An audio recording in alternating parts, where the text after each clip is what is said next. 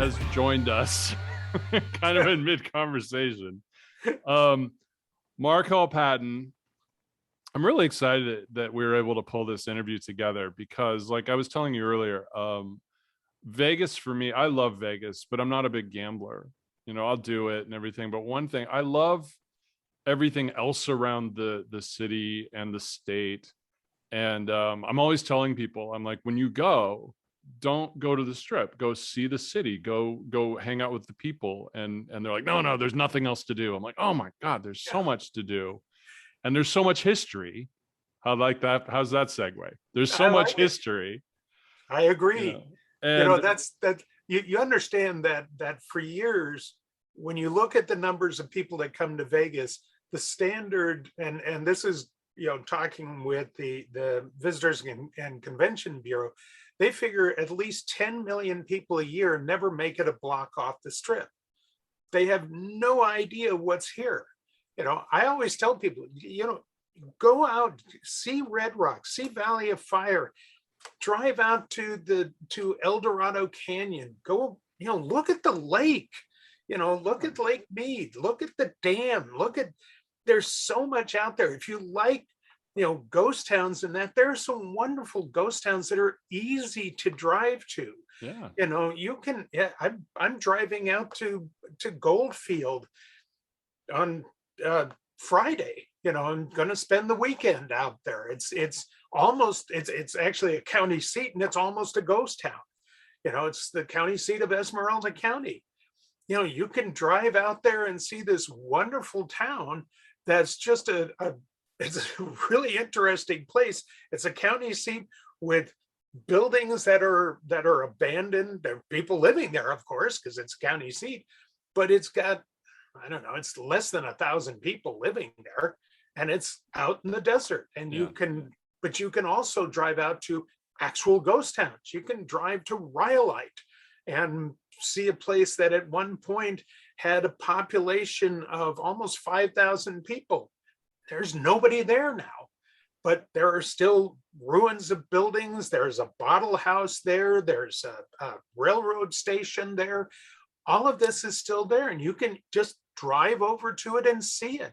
Yeah. There's so much to see.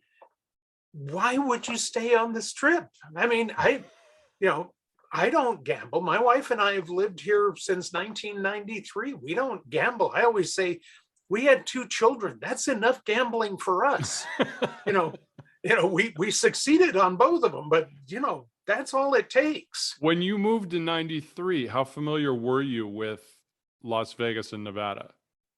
Not at all. You lived in California, right? You were raised in California. Well, South Dakota too, I believe. Yes, I was raised in California. I'm 4th generation Orange County. My great grandfather settled in Orange County in 1869. So I go back a long ways there. I had worked at the Bowers Museum. I had created the Anaheim Museum. I had run the Orange Historical Society. I had done the first exhibit on the history of women in Los Angeles. I had run the museums in San Luis Obispo County for 8 years. I'd been with the museums in Sioux Falls, South Dakota, and I'd done my graduate work at the University of Delaware. So I'd been on the other end of the country, so yeah, I'd been all over the place. There was just a museum opening over here that I applied for at my wife's suggestion to create an aviation museum over here. Mm-hmm. And I ended up getting the nod, but I didn't know anything particularly about the history of Las Vegas. And when I was offered the job, I said, I can't take it until I come over there and look at the town. I didn't want to live here. I don't gamble. Neither my wife or I gambled. We had never come here for vacation or anything. This wasn't a destination we had ever thought of. And so we came over to see what we thought of the town. And it turned out it's a wonderful town to live in. It's got great housing. It's got schools. It had a program where my wife could go back to school and get her PhD, which she wanted to do. She wanted to transition out of data processing and get into academia, and that was great. And so we decided I would take the job and we would move over here. and I started learning about the area. And, because of starting the aviation museum, I initially learned about the aviation history here. The first plane to come in here was piloted by a fellow named Randall Henderson, who was a newspaper publisher in Blythe, California. And he flew in here in 1920. Took him 2 stops between Blythe and Las Vegas. It's kind of funny. He carried a passenger, so the first flight carried a passenger here. The passenger was a fellow named Jake Beckley. His brother, Will Beckley, had a men's store on Fremont Street downtown. And he had a niece here, Virginia, and Virginia, he sent a telegram up here to let them know that he was going to be flying up here with this first flight. And he told Virginia, I will drop a present to you, because they were coming up in a Jenny, a Curtiss Jenny, which is a biplane, very slow moving, very low flight. And they were going to fly over the family house. And so they would just drop her, a present. It was a doll. And so she had all of her friends come over, and they were all in the backyard, and they were, everybody was excited.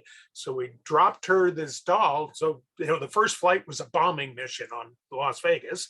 And everybody got excited and started grabbing at the doll, ripped its head off. But that doll's outfit, because the doll didn't survive, but the outfit did, is in the museum collection now. And that Virginia Beckley Richardson later gave that to the museum.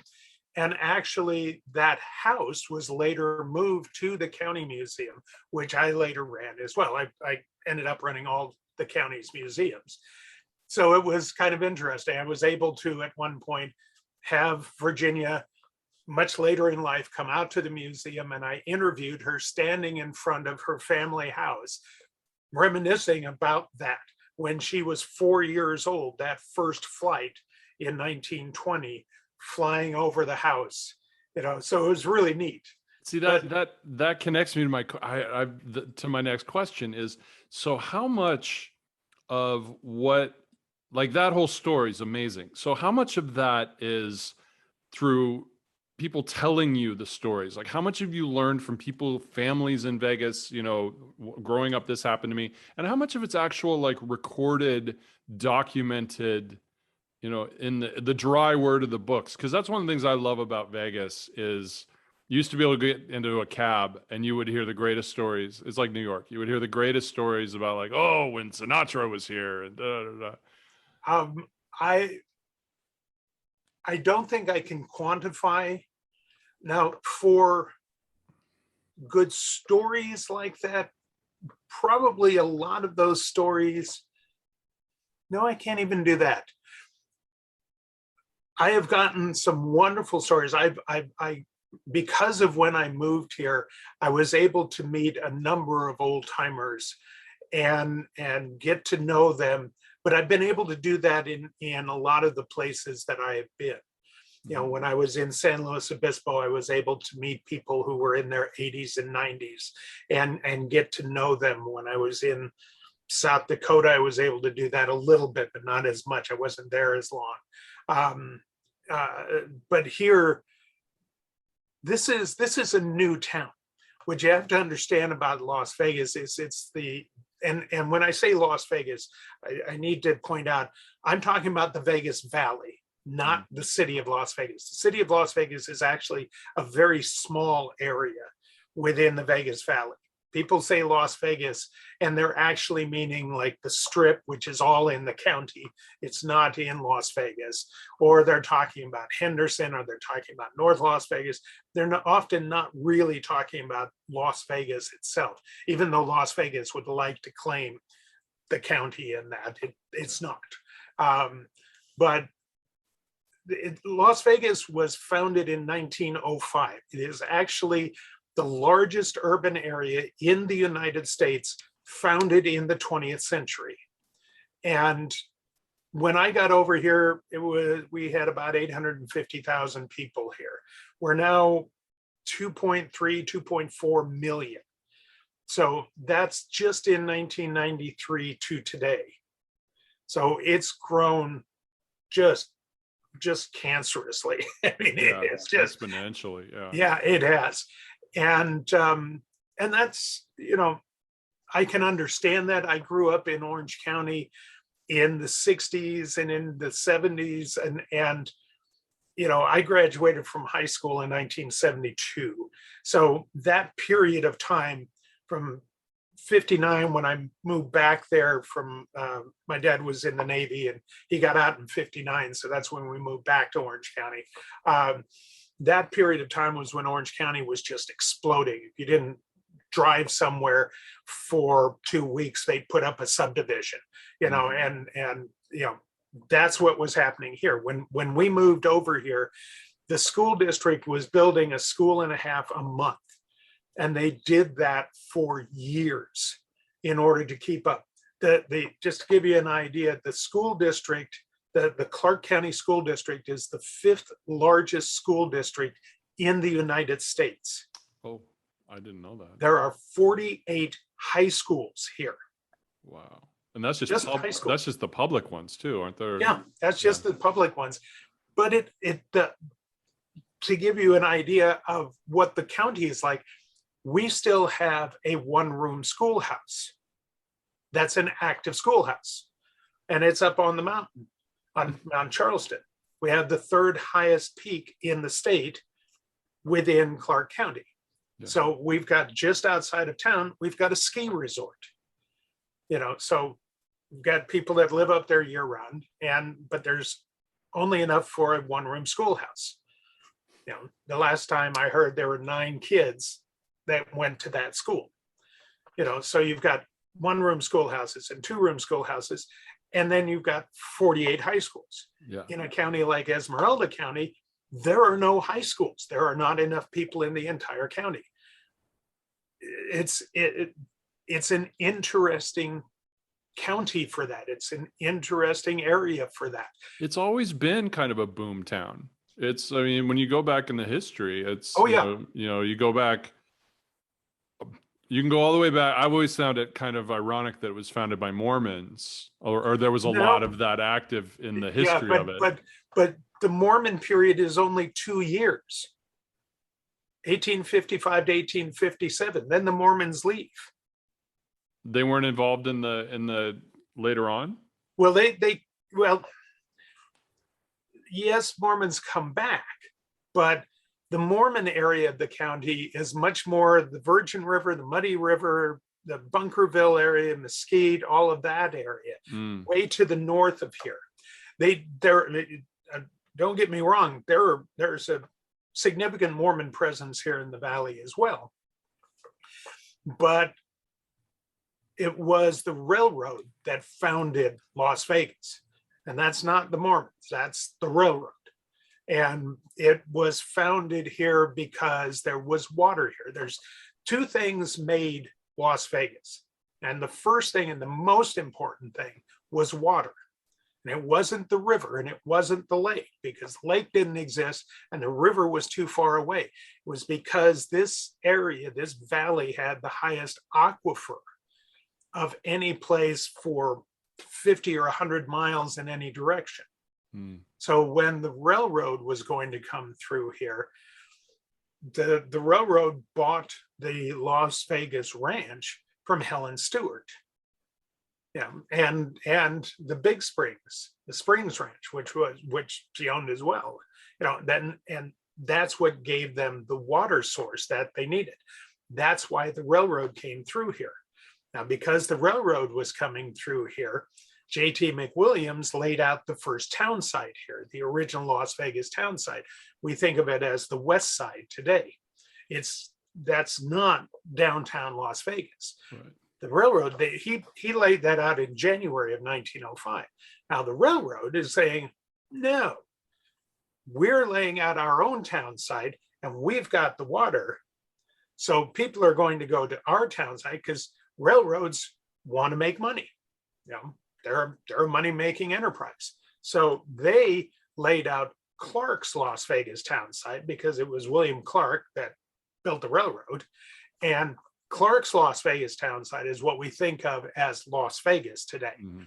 And that's the one that initially started selling some lots. And then they said, no, we're repudiating all of those sales and we're going to have an auction because we can make more money if we auction off the lots. And so they have the big land auction here.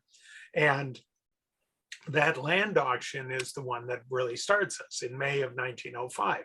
And by the way, Las Vegas means the meadow or the meadows. And that comes from 1844 when John Charles Fremont comes through here and he stops here at the Big Springs. It was called Big Springs because it was the largest spring around here.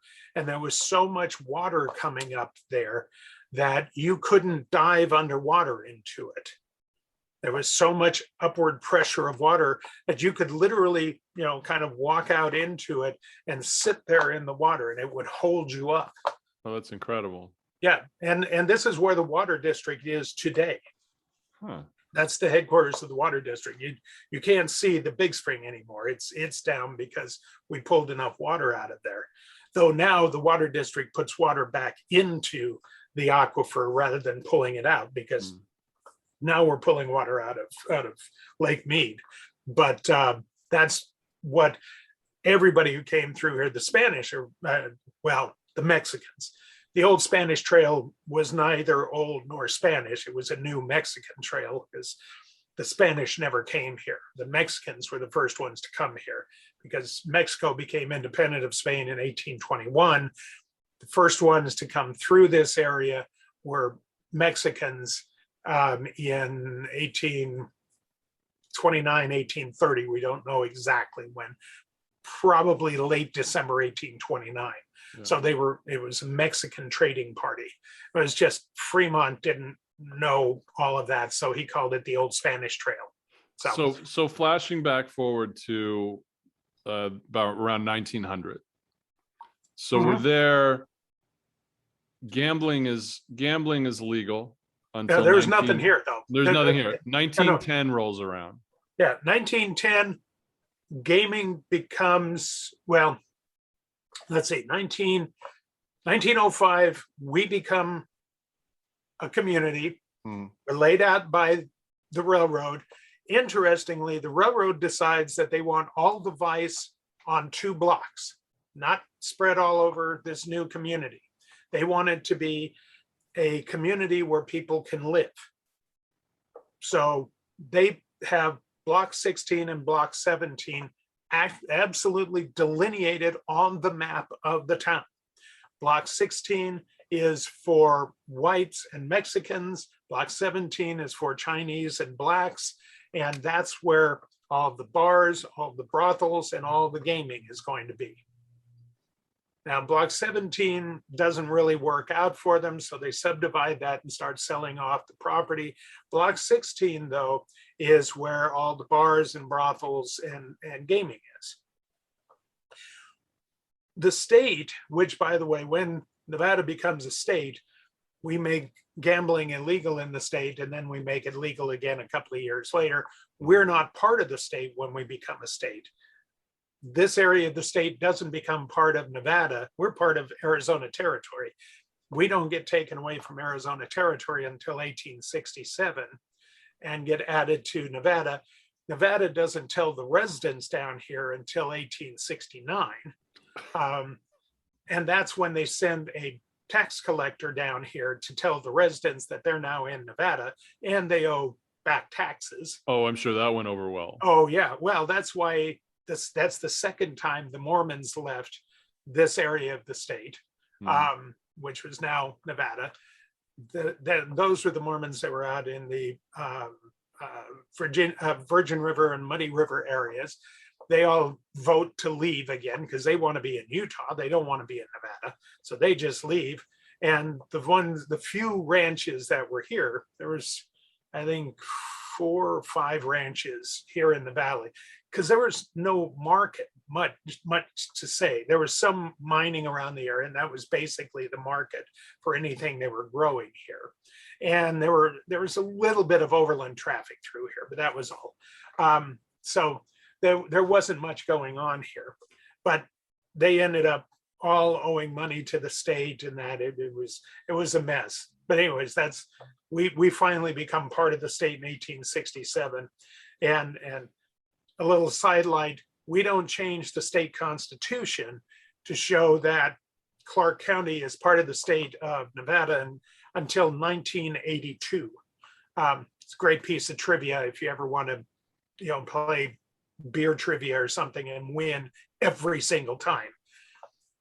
Yes, 1982. You can see the expression on my face. Yes, I know. Yes, it's a great piece of trivia. It had to go before the voters twice, 1980 and 1982. 82, and it passed. And they voted it down the first time. No. It has to pass twice. Oh, it passed twice. Yeah, passed twice, but most of the no votes did come from Clark County. I love that part. Dang, Clark County are troublemakers, no matter what. So when the let's hit the gambling. So anyways, gambling did become illegal in, I believe it was 1910, but that was statewide. 1911, they started loosening it up a little bit. You could gamble, but only certain kinds of card games, and only for, I think, up to $1. And they started kind of loosening it up. And finally, in 1931, they made full-on gaming legal again. But more importantly, they made the wait time to get divorced only 6 weeks. So, and to get married was, I've forgotten, it was even less time than that. Yeah. So you could get married faster and you could get divorced fast. In fact, getting divorced became known as getting the Nevada cure. Or more importantly, getting renovated, because most people went to Reno.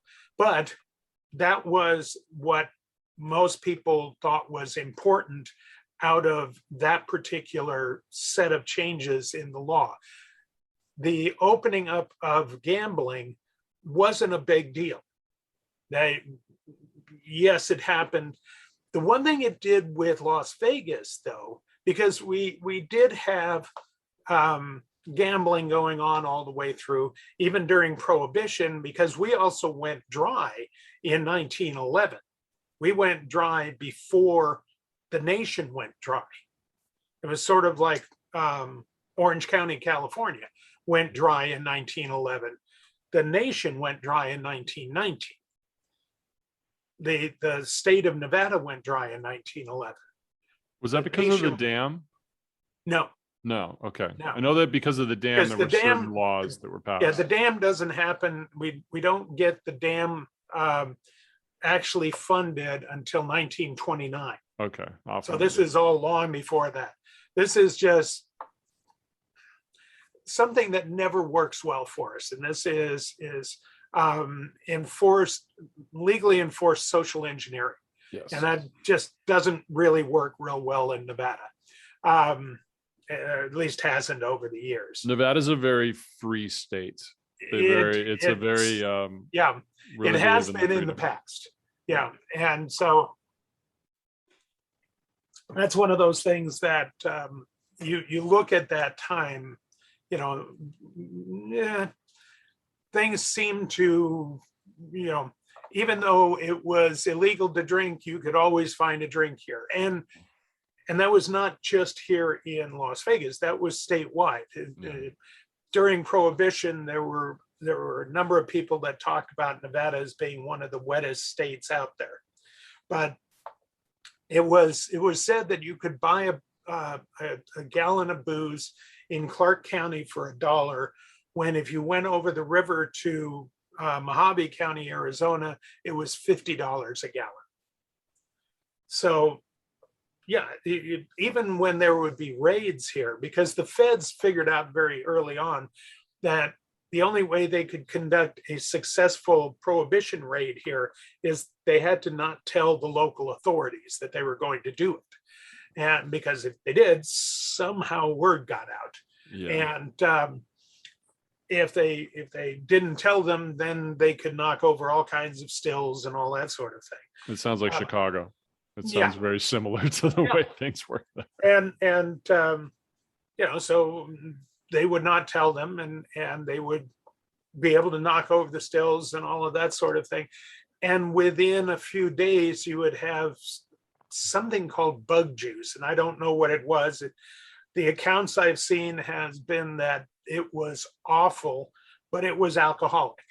Hmm. You know, it's like when they started actually building the dam, one of the major things about where they were going to build the dam, they had 3 possible locations.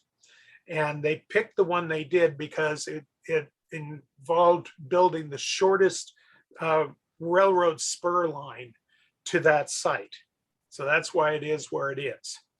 And it ran through the valley from a place called Arden. That's where it came off of the Union Pacific, and went through a pass called Railroad Pass, which had that name since the 1890s, though there was never a railroad through there until 1931.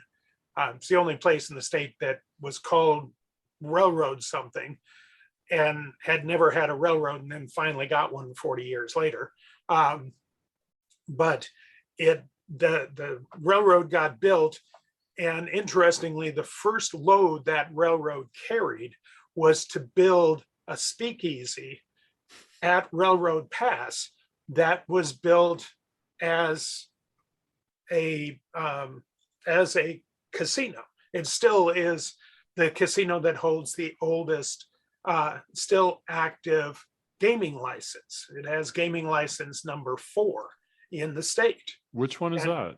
Railroad Pass Casino. Oh, Railroad Pass. Oh, okay. Yeah, and it's right at the edge, and they carried the lumber to build that on this railroad that was going to go down to the dam site, and carried everything for building the dam, all the concrete and all that sort of thing, all the steel and everything that they needed to have that came by rail came over this railroad. But the first thing it carried was something to build a speakeasy, and they built the casino in there in order to cover up the fact that it was a speakeasy.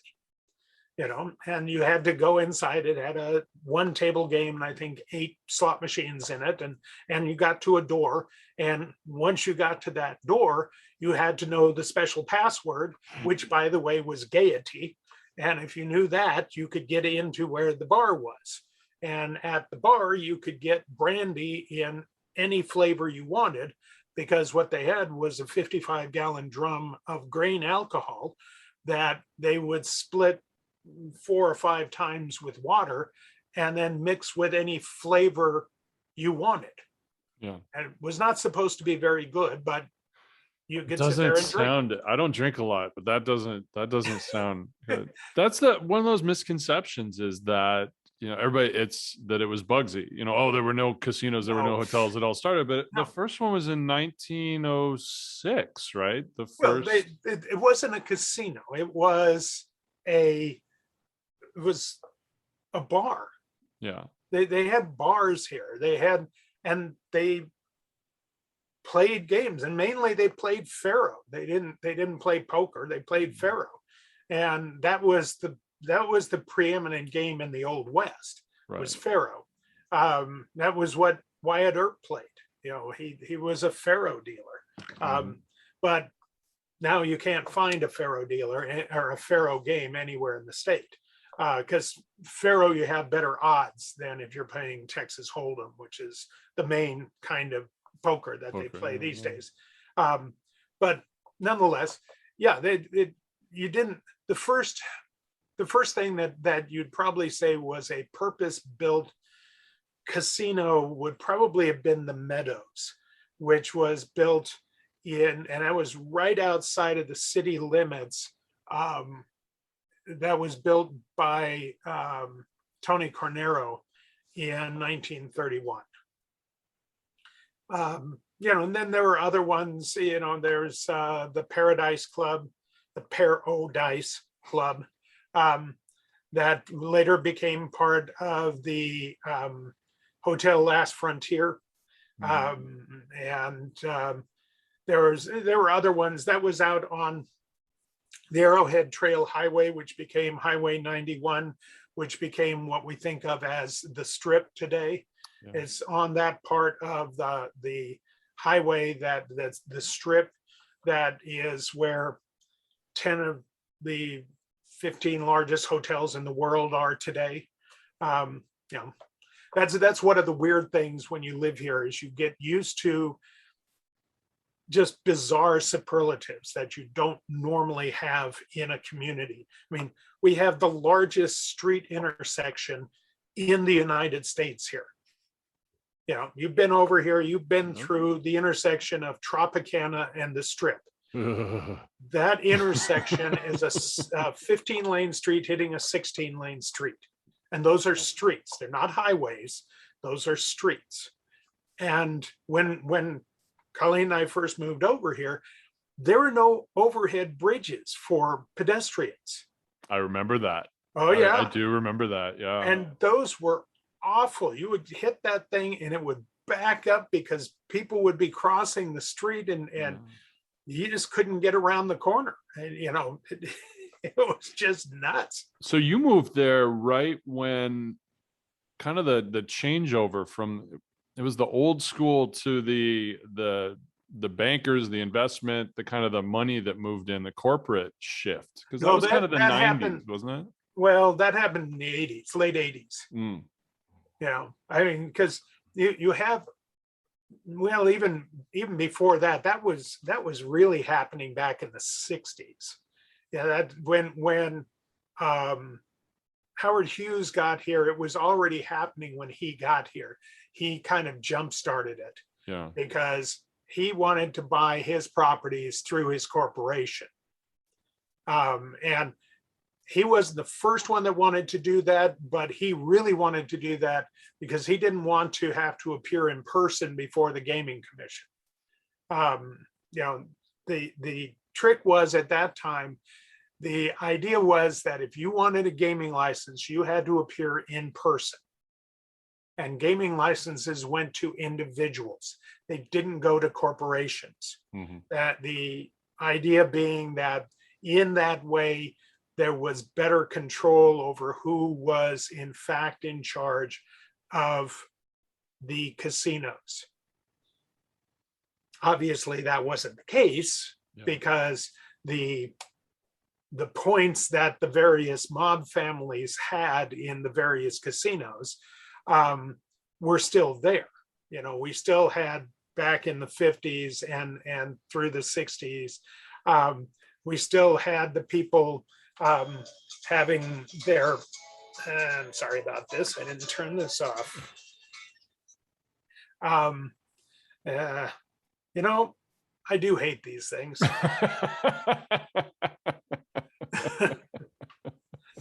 Are you a notebook guy? Are you still making notes and paper notes? Oh, yeah. I see behind you. I see. Oh yeah. The infamous hole.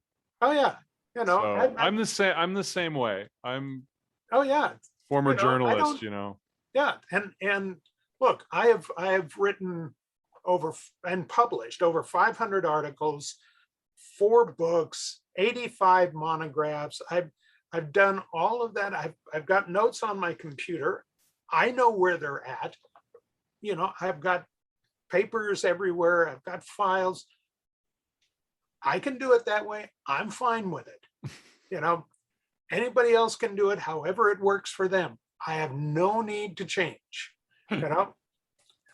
What's your favorite part of, now I'm going to use your terminology, museologist? Mm-hmm. So what's your favorite part of being a museologist then? Well, I did it for 44 years. My favorite part was being able to present to a community their history. Yeah. To be able to collect it and preserve it and put it out there and watch people learning it and learn along with them. It wasn't that I was somehow more, more intelligent than they were. I just got paid to learn this stuff and put it out, and they paid me for it. That was great. Do you ever, and part of this is just having been a journalist and dealing with people, and part of it is a little touching on current climate, but do you ever get people who deny it? Like you present them their history and you're like, look, here's the facts. And they're like, no, I remember so-and-so said this, or I remember. They've been on that for years. That's not new. Yeah. People think that there's something new with all of this. There isn't, and sometimes their denial is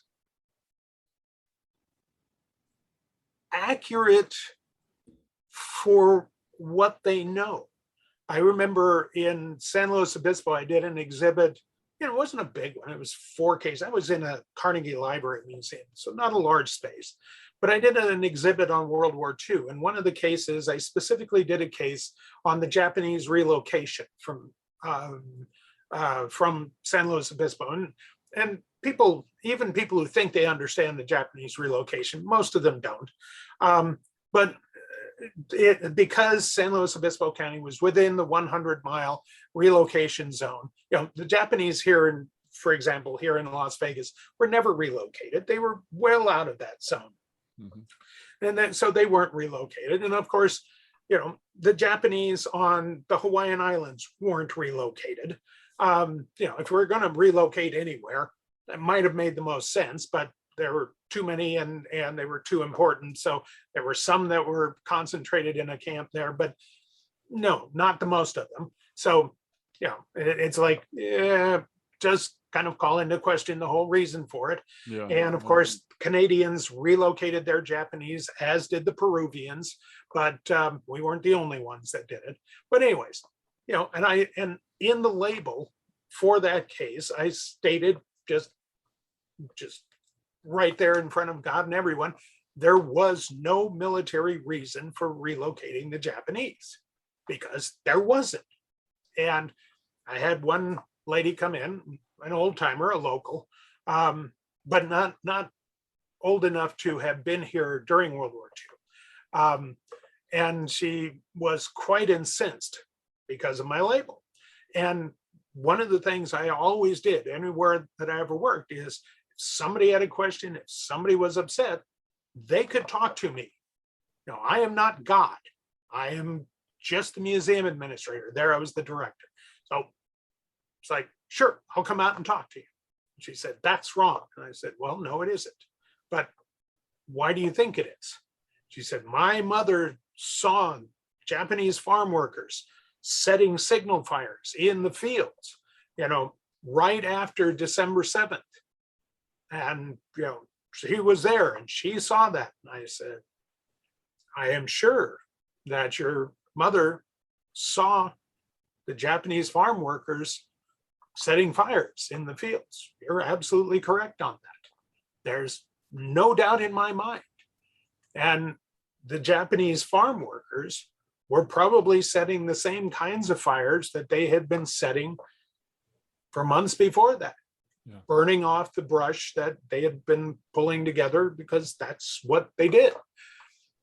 What you have to understand is that we now know, and I understand why she would have thought that they were signaling to submarines, because we also know that there were submarines off the coast. We know where they were. And one of them sunk an oil tanker off the coast of San Luis Obispo County. We know on what date. It was in December of 1941. We know. So I understand why she thought that that's what they were doing. The problem is, we know precisely where that tank or where that submarine was. We had those records. We got those at the end of the war. So we know exactly where that submarine was. So those farm workers could not have signaled that submarine. what your mother was doing was being panicked logically by what had happened. We had just been hit without being told we were going to be hit, without having war declared against us. You know, the United States had been bombed at Pearl Harbor. Trust me, I'm aware of it. My dad was in Manila when his ship was bombed as part of the start of the war. I'm aware of this. But they weren't signaling to a submarine because there was no submarine there. So this, you know, I understand she thought that and she told you that, but they weren't doing that. You know, and you know, the problem with the relocation is there was no military reason for it. You know, and the reality was the one place that there could have been a military reason where we know there was some fifth column activity, you know, not much, but there was some, was on the Hawaiian Islands. Yeah. And they weren't relocated from there. I've seen, yeah, and I've seen you on. I can imagine that interaction because I've seen you on Pawn Stars when there's been people who have almost gotten in your face about telling you that you don't know what you're talking about, and I'll always chuckle, but you always handle it very. You can tell you've had practice. You can tell that you've had to be the scholar and had to. There's a certain point where you just kind of go, meh. There's nothing. Yeah. I can't prove a negative to you. I can't disprove a negative. And there are times when that's all you can do. You have to just say, okay, you know, people who want to disbelieve are going to, or want to believe. You know, I've had people stop me in the parking lot of the museum and want me to go through photographs of UFOs. So I'll believe, you know, that the, I don't know, the Iranian embassy is, you know, sending down, you know, envoys to meet with us. No, you know, and people that want me to believe that Kennedy was killed by, you know, 4 or 5 other people standing here, there, and the other place. No, you know, sorry, you can want to believe that. You know, and do you want to believe that there is some huge other conspiracy? No. But you're a scientist. I mean, you are a scientist, and it comes down to the historical record, the proof. Yeah. Have you ever had things in your museums that have later come up, and you've discovered that they were a counterfeit, or that they were? Yeah, what, I had one at San Jose. Well, no, right here. That it had been on display when I took over the museum. I never thought anything about it. Hadn't even really noticed it. It was just in the background of one of the cases, and a visitor was going through, and he stopped me. He saw me in the lobby, and he said, "Can you tell me about that Wells Fargo ingot mold?" And I said, "That what?" He said, "Wells Fargo ingot mold. It's in the mining." He said. I said, "Can you show it to me?" And he said, "Sure." So we walked into the exhibit and he showed it to me. And I said, "What I can tell you is that's a fake, and I'm going to be taking it out today. I'm sorry that it's in there. I just had never noticed it before." Because Wells Fargo didn't do ingots. You can take, and this is because a good friend of mine was for years the curator of the Wells Fargo Museum collection, all of their museums. And his fellow named Dr. Robert Chandler, and was an accomplished historian. And I called him about a piece one time that I was looking at on the show. And I called him, actually I emailed him, and I said, "Bob, I know that this is a fake. So, okay, I know it's a fake, but can you tell me who made this fake?" Because it was a strong box, an iron banded iron strong box that said Wells Fargo on it. And it was the only time I'd ever gotten an email back from somebody who used the term fake 5 times in the same sentence. And I said, yeah, you didn't read my whole email. I know it's a fake. Do you know who made it? He said, no, I don't know who made this one, but I can tell you who made the belt buckles and the toe tags and the these and the these. And I said, okay, good. Well, if I get any of those. And it was not 2 weeks later that somebody walked into the museum with a tray full of belt buckles for me to look at. I said, okay, these are all fakes and here's where they were made. But because he'd been dealing with these fakes for years. Because back in the 60s, people started faking all this stuff because people would buy it. Mm-hmm. Basically, if it's not paper, 99.9% of everything marked Wells Fargo is a fake. Because Wells Fargo was cheap. They weren't marking this stuff. And if you wanted a gun from Wells Fargo, you bought it yourself. They didn't give you a gun. Corporations haven't changed. No. Come on now. It's all about the money. We're not going to give you a gun.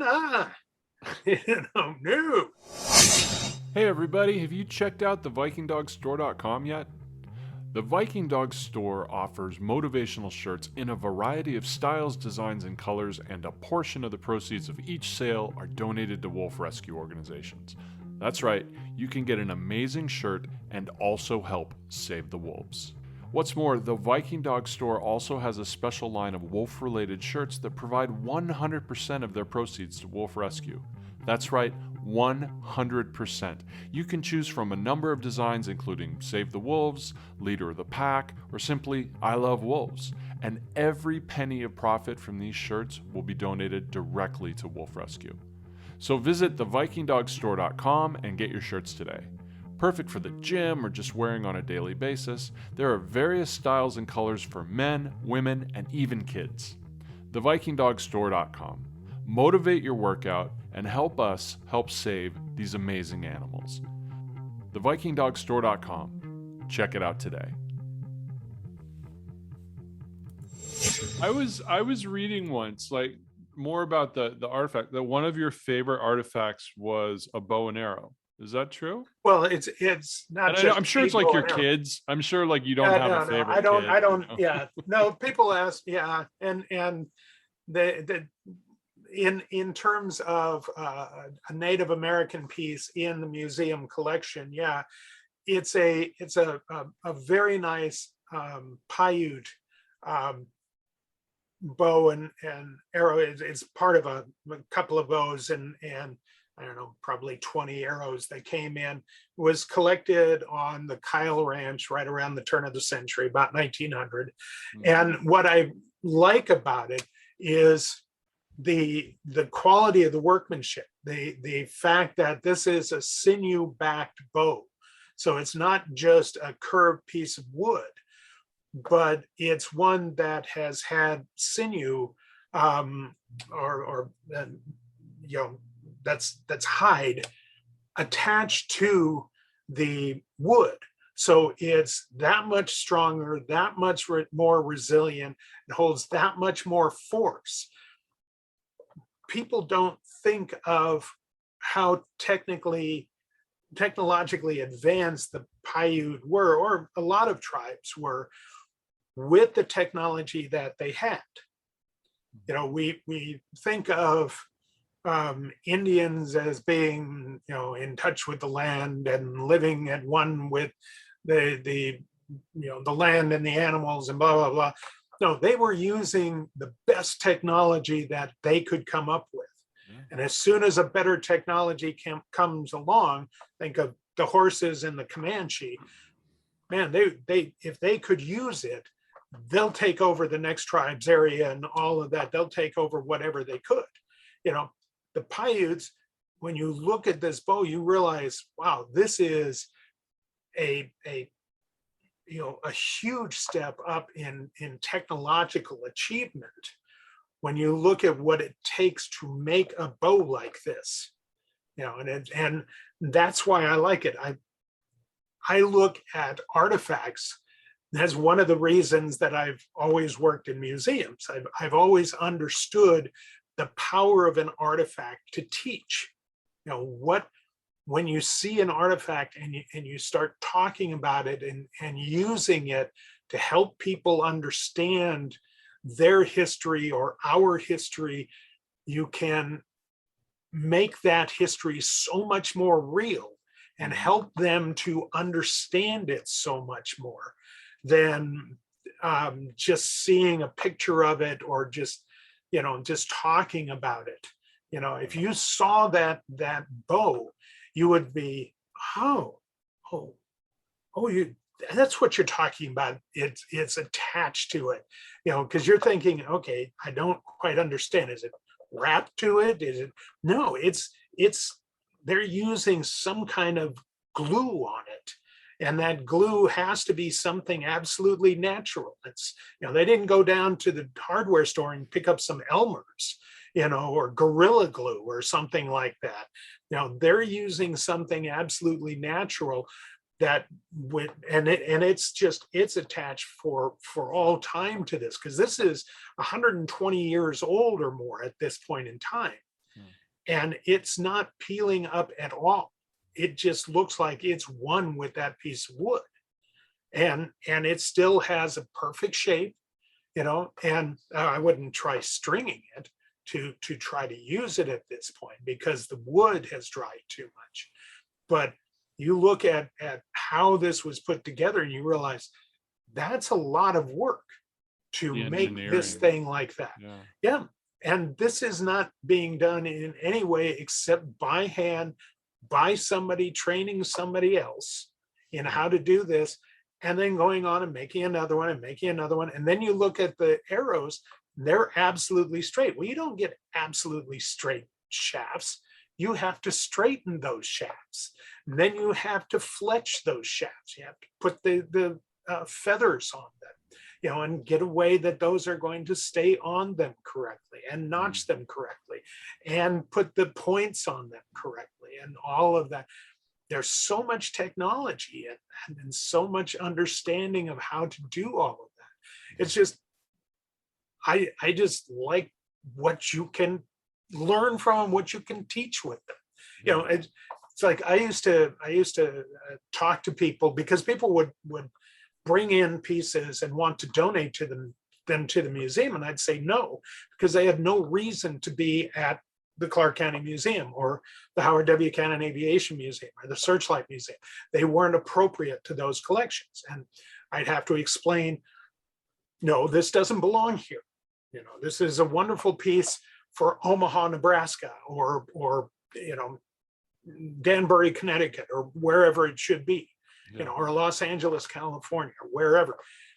But it doesn't belong in Clark County, because it didn't come from here. It was not used here. It has no placement here. If I brought you a Viking artifact, you would say, this is really neat to look at, but why does it belong But it doesn't belong here, and I would Exactly. not accept it. Yeah. I have helped people place things elsewhere. I do that all the time. In fact, I've got an email. Somebody was just back in Virginia. My wife was giving a paper at a conference back there.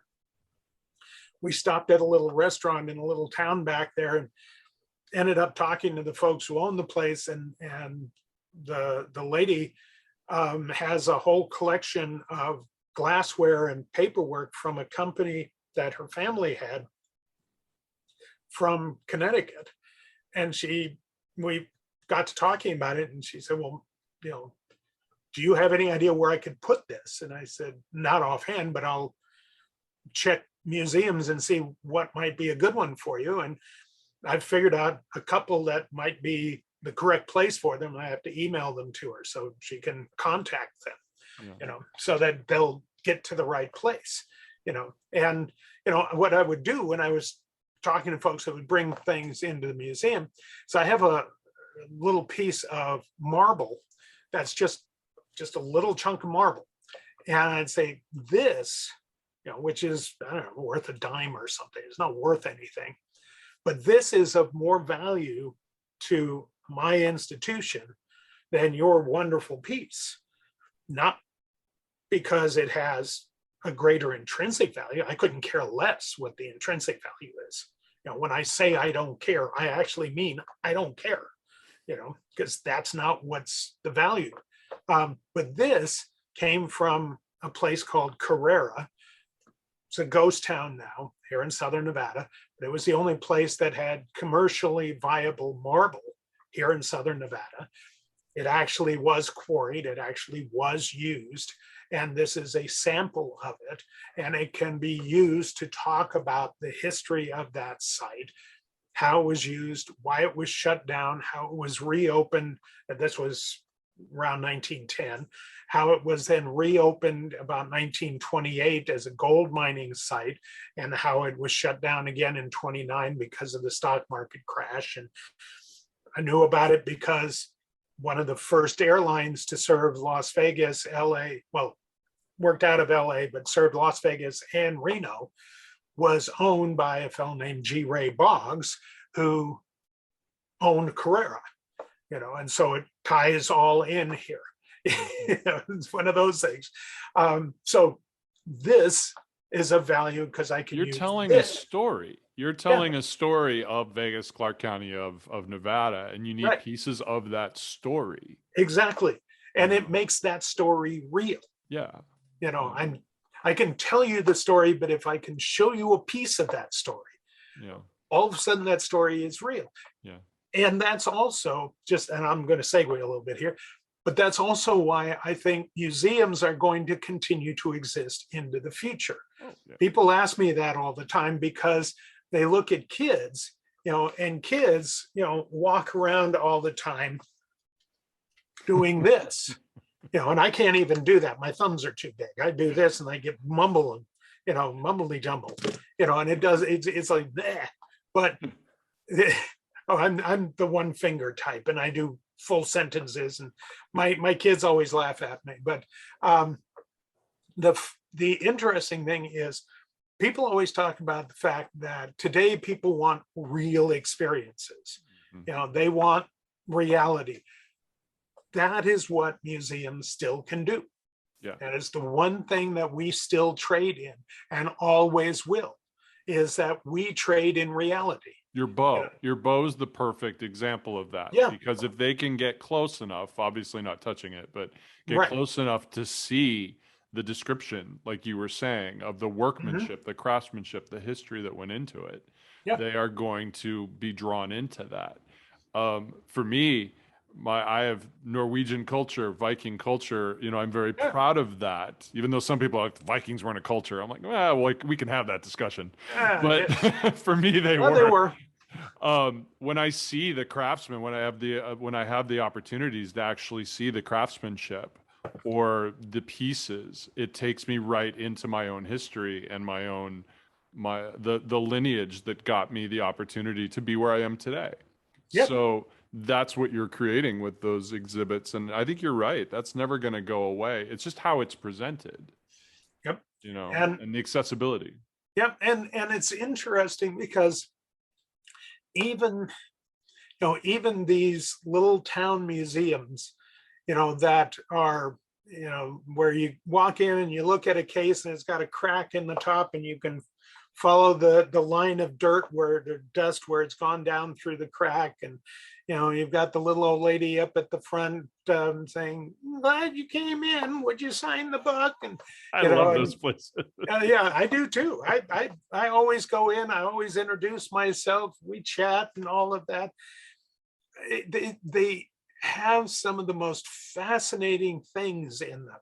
And you will find things, the top of the skull from Big Nose George, who was hanged in 1884 or whatever, and the local town doctor, cut open his brain so he could examine it and save the top of his head as an ashtray, which does exist in the little town museum I went into. I don't doubt it.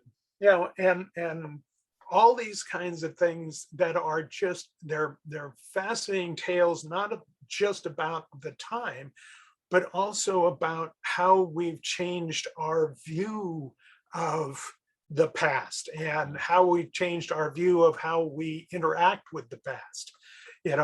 It's fascinating to me. And what do you think? what do you think of those kinds of music? We don't see them as much anymore, but I remember, when the Ripley's museums were still growing up, that you would still find them scattered around the country. The Oddities museums. I grew up in Seattle, so we had the old Curiosity Shop, which Yes. has turned more into a gift shop than a museum. But there's still the old But that's still the there, isn't fake it? museum, the fake mermaids. Oh yeah. Like, I love that kind of stuff. Like, Yep. how as a historian, how does that affect you? What do you think of that? And it as an historian, I find it an interesting tale to tell. I just wrote an article for a book, a Western history book, on early museums in the West. And one of them was the first museum in San Francisco, which was one that opened up in 1856. And it was really one of those. It was one that had real stuff mixed in with not real stuff. It's actually where the head of Joaquin Murrieta ended up. And his head and the hand of Three-Fingered Jack ended up burning up in the end of that museum in the earthquake and fire in '06. Yeah. They were still there. It's as roadside attractions. I've always liked roadside attractions. They are a part of our post World War II existence. They existed before that. There are examples going back much earlier, actually going back into the 19th century, and they kind of come down from things that go back into medieval times with shrines and relics and things like that. But what we think of as roadside attractions are really, they came into their own in the post-war years, because that's when you had everybody getting out on the road. You'd come off of 10 years of depression and 5 years of war, and you finally had the money and you had the cars, and especially with the growth of the interstate system in the 50s and 60s, everybody was getting out there, and so it was all about getting you off the road and spending a few bucks to go through, and spending some money to keep the kids quiet in the gift shop, and all of that sort of thing. That it's a great story of how America reinvented itself in the post-war years. And to some extent it speaks to what Vegas became, because there was part of that as well. A little side note on that: if you look at the interstate and you look at all the street names, if you notice, well, you wouldn't notice it today, but when the interstate first went through, the interstate, because it was federal, was not going to allow any advertising for any of the casinos properties, as we call them, any of the properties on the interstate. So all of the streets, there were two streets in particular that weren't named for the casino on that street: the Tropicana, which was on Bond Road, and the Sahara, which was on San Francisco Street. And so Bond Road got changed to Tropicana, and Mrs. Bond was really ticked off about that because Mr. Bond had passed away, and he was a nice guy, and he'd given a lot of money to local causes and that, and it was the road to the Bond Ranch, but he was gone, the ranch was gone, so the county decided to change the name. I wrote a book on street names here, that's why I know all this. And the other one was San Francisco Street. Nobody cared about changing that one because that had been named as part of a subdivision that was all named for cities that had Major League Baseball teams on a specific day in sometime in the 1930s, in the order of ranking on that day in the 1930s. So that didn't matter. But, the whole idea was everybody that was getting an off-ramp, because they couldn't advertise, the street was going to be named for that casino. And that's what. Yeah. I'd always wondered that. Yeah, there you go. I always thought it was a modern thing. I think. Well, it was. It's 1962. More modern. I thought it was no. modern. We're all about advertising. I actually interviewed for one of the episodes Pat Smith, who's the head of the Route 66 Museum in Oh Oklahoma. yeah, yeah.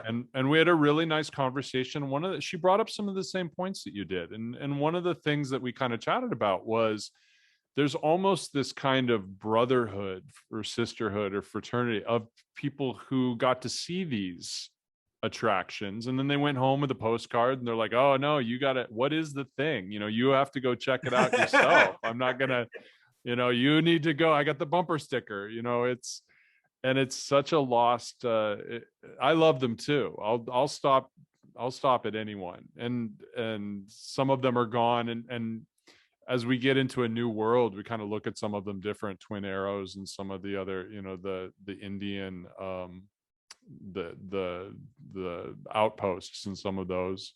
But yeah, it's I love that whole thing and those little museums. And now we're gonna wrap this up because I could go on for hours, but here's one of my last questions.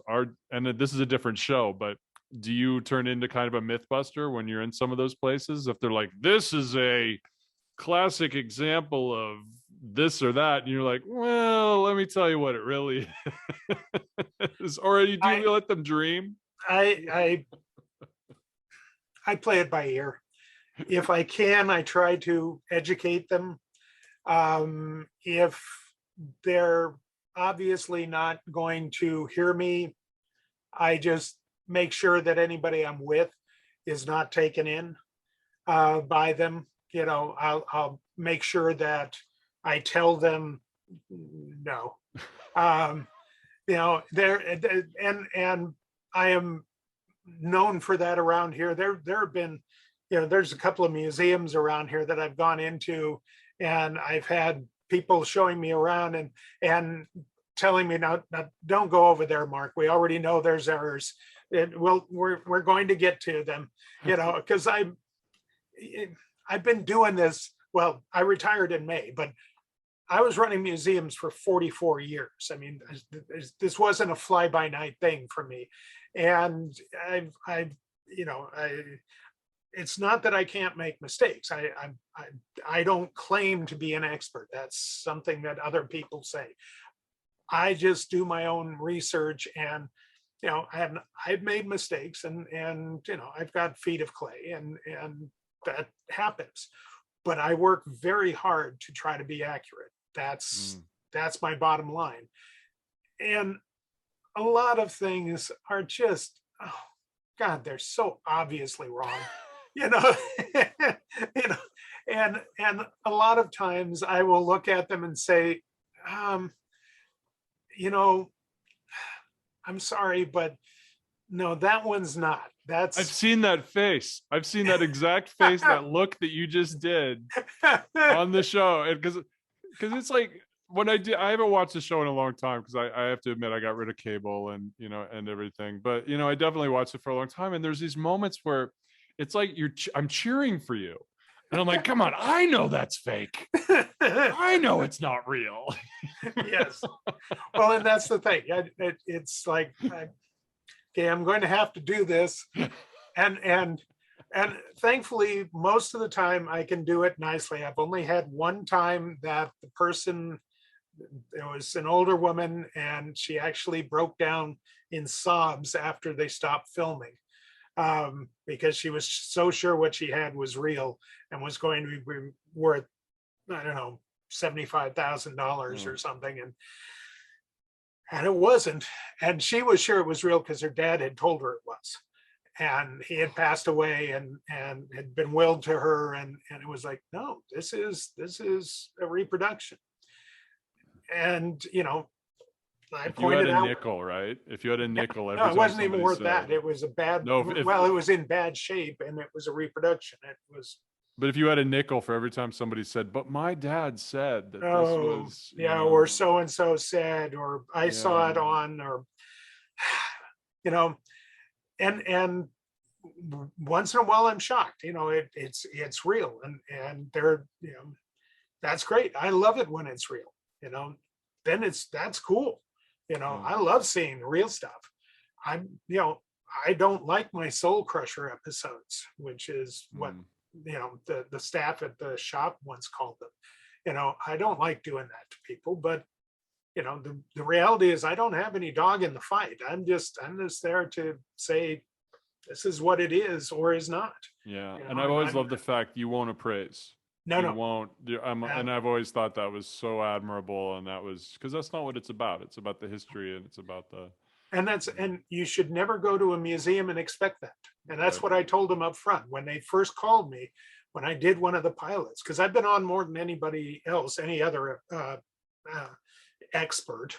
Yeah, But I told them up front that I would never give a price on anything, and because you had to. that's not why you go to a museum. And I wasn't going to do anything that would harm my field with being on the show. And I haven't on any of the other shows I've been on. Yeah. I get called for a lot of other stuff as well. And it's like, no, I'm not going to tell you what it's worth. I don't care.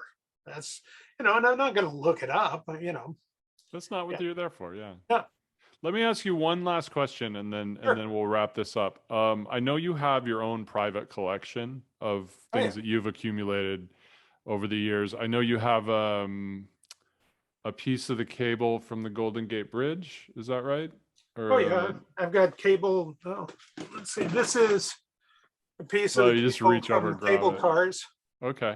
You know, What's your favorite? And again, it's like having kids. You don't have uh, a favorite, but what's one of your like one that you look at kind of the same way like with the bow. You look at the bow and you're like, wow, I really feel the connection to that. What one do you have a real connection to where it kind of makes you grin? You know the grin, you know the smile. I have mine here too. yeah, no, Nothing as good as yours though. I don't know that I've got one like that. Um, One of the ones that I like the most, it's just I think it's the weirdest one I've got, is a paperweight made out of a piece of the Great Wall of China. And it's just because there's no way that you could do that today. No. It was done at the turn of the century by some missionary, and it's got a inset glass covered picture of the Great Wall on it. And it's about, I don't know, 2 inches by 4 inches by about an inch thick. And the reason that I like these things is I love the irony of them, because if you collected enough of them, you wouldn't have the original anymore. You know, Oh, think about the that. old idea of the boat, like how at what Yeah, point does the boat being refurbished become a new boat? yeah, Yeah. or yeah, it's like, I've got George Washington's hatchet, and it's the original. It's only had the head replaced twice and the handle 3 times. You know, it's like, wait a minute, you know, and uh, this is a little pamphlet on Lincoln. That's a piece of Lincoln's house. The cabin? No, Or just no, right. that's his house in Springfield. Oh, okay. And the guy who gave that, I don't know whether you can actually see, there's a little signature there. Yeah. But if you watched it, I did a piece on the show that was a piece of marble from Lincoln's tomb. When they redid the interior of Lincoln's tomb, they lined it in marble. Mm-hmm. And H.M. Fay, who's the guy who gave that little piece of wood from Lincoln's house to the lady who had that little pamphlet, and then signed it. He sewed it onto the inside of that pamphlet, and then he signed it. So he authenticated, yes, I took this chunk of wood off of his house. Yeah. Why'd you do that? But and it's got that, and it's got a leaf from outside of his tomb that he also sewed into it. Oh, wow. Like, okay, but it's from the same guy who gave this chunk of marble that came in on the show. And I was going through some pamphlets that I have, and I realized I had a piece from him. And I thought, of course I do. I didn't even realize I did. But it's this sort of weird stuff. Those are just, I just love the irony of them. Yeah. It's those are just weird enough. you know. Have you been to the Tribune Tower in Chicago? No, I have not. Oh, the tower, when they built it, Mhm. they actually have pieces from all around the world. There's a piece of the Great Wall of China. There's a piece of the Parthenon. There's a piece of Oh the no, I Berlin didn't Wall. realize that. And they've put them in to the actual foundation. So as you walk around, there's little pieces, and then people touch them so they wear down. But there's dozens and dozens of them all around the Really? base. Yeah, it's Oh, fascinating. Look it up. I'll send you. I will look it up. I'll send you the photo. But yeah, it's that's neat. you would find that really fascinating. I would. I would enjoy that. That's just the kind of weird thing that's just like, why? Okay. Well, it's like if when I first went to Washington, D.C., a friend of mine and I went back there in 1973, I think, and you could still climb up the Washington Monument. And so we did. And as you're climbing up, you could read all the stones, because halfway up they were taking stones from all over, the country. You could donate a stone. And of course, the one from the Vatican, the Know Nothing's got a hold of it and threw it in the Potomac. And one of those great stories about what we were doing, what one group of idiots were doing at that point. But the fact is, it was really interesting going along and reading all these stones, which of course Vince and I were doing, my friend, different friend, but I've always had friends who were geeks, so we would do that sort of thing. Somehow it fits. Somehow I get it. Yeah. And so we'd sit there and just kind of, let's be sure and read all the rocks as we're climbing this staircase. And people are passing. What's wrong with you guys? We're reading the rocks. Why aren't you people reading the rocks? What's wrong with you? This is history. That's right. Do you understand what's here? This is the rock from the Knights of Pythias. What are you talking about? Never mind, you wouldn't understand. Plebeian fools. This has been so much fun. Thank you so much for taking the time. I know your retirement's very busy, but I know, but I really enjoyed it. We only covered a small part of Vegas history. I mean, we could go on for hours. No, it was great because we started chatting about everything else, and it's just so, this is what the whole show's about, and this is really what I love doing. And part of the reason I started it, and I've told this to people, is I kind of started to feel a little bit stagnant, and a little bit COVID, a little bit other things. And the way that I learn is by talking to people. And I think because I was a reporter, and because that's how I learn. So being able to talk to you and some of these other amazing guests about different topics, and then just have real conversations and let wherever it goes, that's the fun. So you've educated me, and I told you about the Tribune Tower, so I feel like I've educated you a little bit. So it really is enjoyable, and I hope that everyone who listens gets something out of it. And that's what it's all about. That's why we call it the Open Highway. That's where I got the title from. I kind of told you, is these ideas that we used to go out on the road, and we used to meet people and sit down at the diner and have a cup of coffee. And you're a truck driver, you're a farmer, you're from Nebraska. That's how we used to learn. And I think we've gotten away from that. So I'm trying to bring some of that back, and I appreciate you helping me do that. So not a problem. Thank you so much. I hope we can do this again. Absolutely. Keep me in mind. All right. Thanks. And I'll talk to you soon. Good luck at the round table tonight. Oh yeah. And I just have to MC. It's easy. Oh, I love MCing. You get up there, your little ringmaster, you get to say a couple jokes, and it's awesome. For the highways of America, which for so many years were an assortment of as many designs and pavements as there were states, are now becoming one big road that can take you anywhere faster, safer, and more directly than ever before. What is this big road? Where is it going? How much has been built? How much is yet to come? These are questions we ask. Certainly traveling the entire system would be a memorable experience, but few of us have the time for such a trip.